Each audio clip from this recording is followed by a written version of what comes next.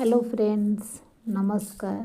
मु रश्मिता बेहरा। मो चैनल ना हूँ @रश्मिता बेहरा 1400। आपण मैंने केमी अच्छा? यहाँ सकाल रेसिपी फूलकोबी भजा और सजना शाग भजा। आईटा हूँ जह्नी चोपा को मुझे भाजुली। जह्नी चोपार चटणी करने भाजिकी प्लेट रे काढ़ीदेली ठंडा हाँपाई। तापर ताको मिक्सर रे बाटिली।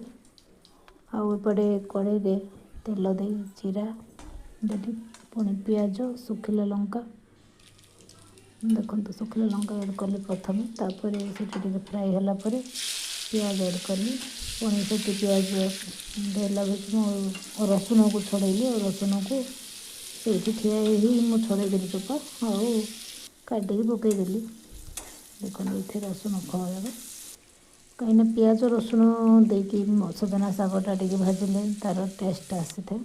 बिना पियाज रसुण कले गरम गरम ही खाया भल लगे। कहीं तो कार्तिक मास बहुत जन छाड़ी आमर अँला नवमी छाड़ू अँला नवमी पूरा पूर्णमी पर्यंत एपटे सजना शाग बसाऊली भाजुली। एपटे फूलकोबी भजा बसाइए एपटे गोटे पैन रे तेल देली तेल गरम होला परे जीरा देली पियाज देली तापर जाई कंचा लंका काटिकी पकेली ऐड कली। सेटा फ्राई होला परे जो फूलकोबी काटिकी धोईली सेटा गोटे पकेली।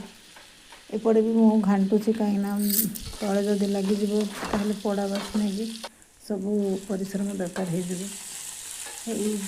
कंचा लंका पकई भाजी तो फूलकोबीटा पकेली से लुण लंका हलदी आउ लंका गुंड पकई आउ गरम मसला गुंड टे पकेली भाजिकी घोड़ेदेली। आगर मु भात और डाली करी तो सजना शाग भजा और फूलकोबी भजा कली। पुणी जह्नी चोपा को मु भाजिकी जो रखी से बाटिली। एमती भाव में सब गरम गरम खाना खाइलु सका बहुत भल लगे। आपण मैंने आज कौन कौन रोषे करते केमी दिन कटेले आपण एरिया केमी वर्षा आरंभ है कि नहीं आज